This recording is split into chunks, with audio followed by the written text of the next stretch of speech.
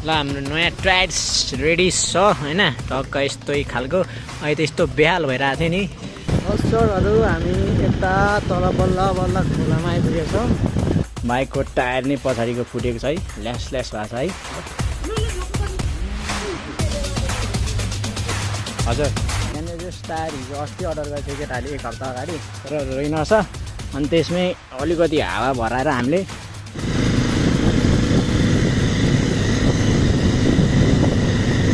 दोस्तो अहिले हामी गाउँमै थियौँ अब हामी निस्किनु लाग्यो काठमाडौँतिर हाम्रो सर अनि हाम्रो अलिकति प्याकिङ एक झोला रेनकोट चार्जर हेलमेट यस्तै छ अनि मेन समस्या भनेको यस्तो गाह्रो अस्तिनेर यो बाइकको टायर नै पछाडिको फुटेको छ है ल्यास ल्यास भएको छ है अहिलेलाई अनि यसलाई पारी अब माने भन्ज्याङमा गएर चेन्ज गर्नुपर्ने हुन्छ चाबी होइन त अनि माने भन्ज्याङमा गएर चेन्ज गर्नुपर्ने हुन्छ आज 8 गते बेको भिडियो चाहिँ पछि नै आउँछ है अलिकति टाइम लाग्छ त्यो सेयर गर्नुपर्ने छ कि यताउता अनि त्यही हो हामी निस्किन लाग्यो आज कति बजे अहिले भन्दाखेरि लगभग हेरौँ त सरहरू कति बजे भन्दाखेरि 10 बजेर 11 बजेलाई लगभग सुँगुरहरू फटङटङ डुल्दैछन्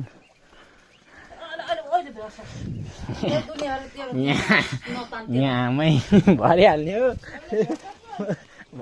हो ए चाबी म त चाबी ल्याउन आएको अनि यहाँ अब हामी एकछिन जान्छौँ चाबी लानुपर्ने थियो मैले भरिहाल्ने हो भिडियो त अन्त हालेर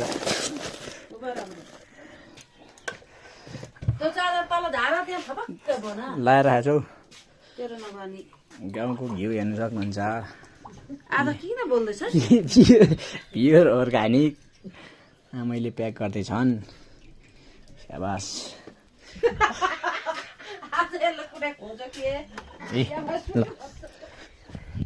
ज्याकेट चाहिँ मैले कहाँ छोडेँ भनेको ज्याकेट 500 धन्यवाद तपाईँको जय होस्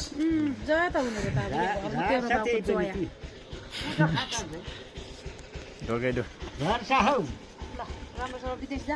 जाने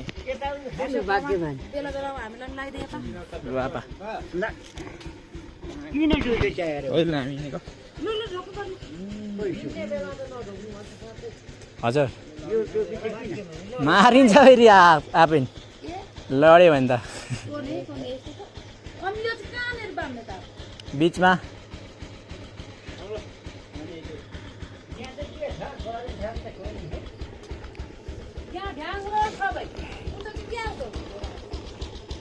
पान पराक उयो निस्क्यौ न लु लागेका हिँड त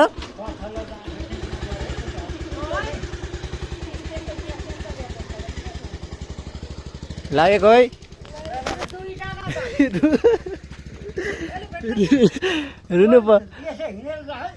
रुनु पर्दैन लो लागेको है बस्नु होला हामीलाई यत्रो भारी बोकाइदिइहाल्यो बाउले यो अब कसरी लाने भन्ने चाहिँ लास्ट ठुलो समस्या भएको छ होइन झोलामा नि यति भारी छ तर डिटेलमा गएर अलि हलुङ हुन्छ ओए लास्ट हुन्छ जस्तो छ आज त लास्टै हुन्छ जस्तो छ एकछिन रोक्नु है हिँड्नु त अलिकति हिँड्नु न अलिकति ल हामी लाग्दिएको सरहरू अब पर माने भन्ज्याङ गएर भेटौँला लास्ट त बाटोहरू गाह्रो छ यस्तै छ घर छोडियो आमानी रुयो पारी अब हामी लागेको बस्दैछन् पर अब यो सामान चाहिँ बढाइदिने छ टायर फुटाएको छ क्या मेन कुरा भने चाहिँ त्यस्तै हो ल अहिले उता गएर भेट्नुपर्ने हुन्छ है त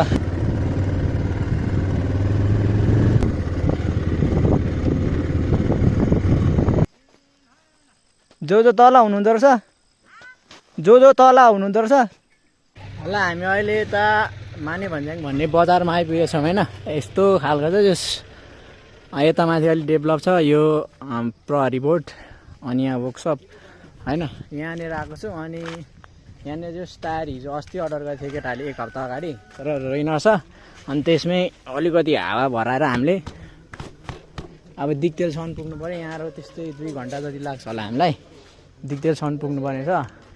अनि त्यही भएर यसो यहाँ त रहेनछ नि त, नभएपछि अब के गर्नु त, छैन भनेपछि अब यसलाई नै हावा लगाएको छौँ। अनि अब हामी निस्किन्छौँ। अब दिक्तेलमा गएर चाहिँ टक्क व्यवस्थित तरिकामा टायर फेर्नुपर्छ आज। अनि माने भन्ज्याङ बजार चाहिँ यस्तो छ है, टक्क है सर। यो मात्रै होइन, यहाँ माथि छ आज सेन्टर अफ जस्तै टक्क हो, त्यहाँ हेर्नु सक्नुहुन्न। त्यहाँ हेरौँ त के हो, जुमै हुँदैन त। यहाँ हेरौँ त टक्क गिटार, शिवजीको त्रिशूल अनि मुन यस्तो यस्तो छ। ल अब हामी दिक्तेलमा गएर भेटौँला है त सरहरू। लास्टै मरिसक्यो नि त, सामान बोक्दा बोक्दा त हात दुखेर त साला यति थिएछ नि त सामान। समय त टोपी लिनु, टोपी। ल अब दिक्तेलमा गएर भेटौँ है त। माने भन्ने गरेर निस्केको है, हाल बेहाल छ। अब बाउले काम गराएको छ, यो लिएर आउनु बाउ, यो भिडियो हेर्नु। यहाँ यति चाहिँ दुखाइ छ नि मलाई, यहाँ यस्तो गाह्रो भएको छ नि। अब के गर्नु, अब अस्तिनिर गाडीमा लग्दै भन्दा लग्दैन, केही छैन। अनि हामी लाँदैछौँ। अनि ठ्याक्क माने भन्ज्याङ बजार निस्किएको। आज हामी दिक्तेलसम्म पुग्छौँ। अब यस्तै हो बाटो साटो, मलाई खत्तम छ। यहाँ सर पनि देखाउँछु, खतरा स्टोन आर्ट है, खत्तम छ बाटो। अनि अब दिक्तेल चाहिँ ऊ परा डाँडा हो। अब तल झरेर फेरि माथि चढ्नुपर्छ अनि आइपुग्छ। मैले यो देखाउनु चाहेँ, ल हेर्नु सक्नुहुन्छ। यो चाहिँ खतरा आर्ट हो, यो स्टोन कुकोडाइलले माछाले खतरा पेन्ट गरेर कुकोडाइल यस्तो छ। ल अब दिक्तेलमा गएर भेट्नुपर्छ है त सोल्टीहरू।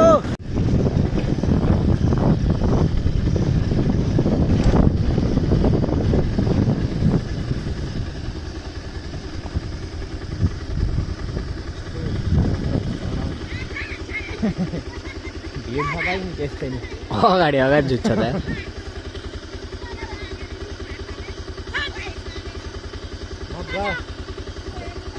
जुत्दैमा बस्छ त के खानुपर्ने त्यसलाई। चोरहरू हामी यता तल बल्ल बल्ल खोलामा आइपुगेको छौँ। हामी 11:30 बजीतिर हिँडेको, अहिले 9 जस्तो 2 बजी लागेको छ। माथि बसेको नि त, टायर सायरमा हावा हालेको। टक्क यस्तो खालको बनाएको छ यो के पुलहरू हो, फोटोसोटो गाइजहरूको होइन। अनि यो यस्तो छ। अब यहाँ हामीलाई दिक्तेल पुग्ने अझै 12 किलोमिटर छ भनेपछि हलेसी पुग्नुलाई 46 किलोमिटर छ। हेर्नु सक्नुहुन्छ यस्तो यहाँ टक्कै यस्तो सबै भगवान, यहाँ नेवार मगर तामाङ गुरुङ सबै यस्ता खालका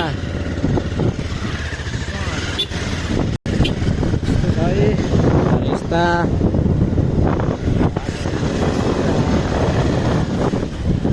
गर्मी चाहिँ फेरि यता ओभर झुन्डिने क्या। अब यो चाहिँ अलिक तलै पर्छ, अनि गर्मी चाहिँ नेक्स्ट लेभल हुन्छ।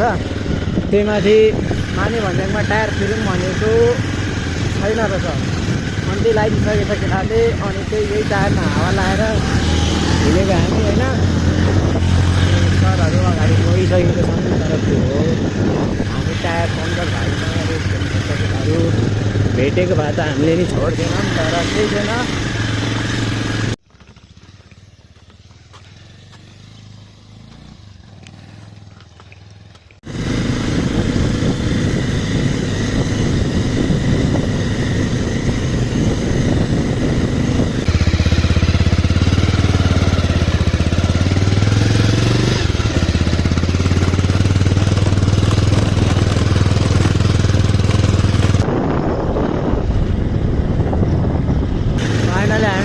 आइपुगिसकेका छौँ। काँड भस्काएर के भस्काएर होइन, थाकेर चाहिँ दिइसकेको छ। यस्तो थाकेको छ नि, बल्ल बल्ल आइपुग्यो। यस्तो बाटोमा भन्नै सकिन्न। यो लामो जस्तो सामानहरू यस्तै दिक्तेल चाहिँ आइपुगेको त्यो भयो नि। अब टायर फेरि हाल्नुपर्ने हुन्छ। यो चाहिँ दिक्तेलको हस्पिटल, मेन हस्पिटल कहाँ रहन्छ सानो त्यो कुरोमा। जिल्ला अस्पताल खोटाङ यही त नराख्नु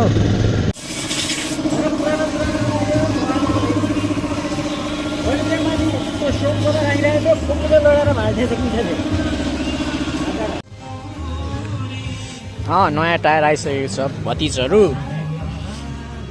यो टायर नभएर कम दुःख पाछौँ हामीले अब हामीले चेन्ज गर्दै हाल्नुपर्ने हुन्छ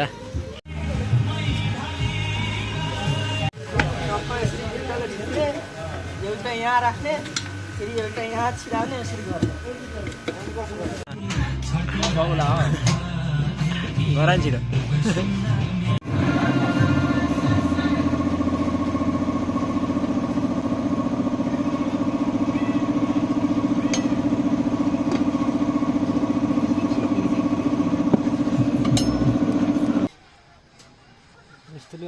ल हाम्रो नयाँ टायर्स रेडी छ होइन टक्क यस्तै खालको अहिले त यस्तो बेहाल भइरहेको थियो नि यहाँनिर मेरो कन्स्टेबल भाइले पुछ्दैछ अब हामी यहाँ टक्क माथि गएर खाजा रन्काएर रुममा आउनु पर्ने छ है त रुममा भेट्नुपर्छ है अब सिधै अब यस्तो भयो नि त टायर त ल मिलाएर लाउँदाखेरि टक्क लास्ट दुखाइदिएको थियो त्यही हो भरे भेट्नुपर्छ अहिले भतिजहरू ल हामी रुम छ रुम भन्दा रुमै हो कहाँ है फेरि यसको सिस्टम कस्तो हो ओइ जम्बुको छोरी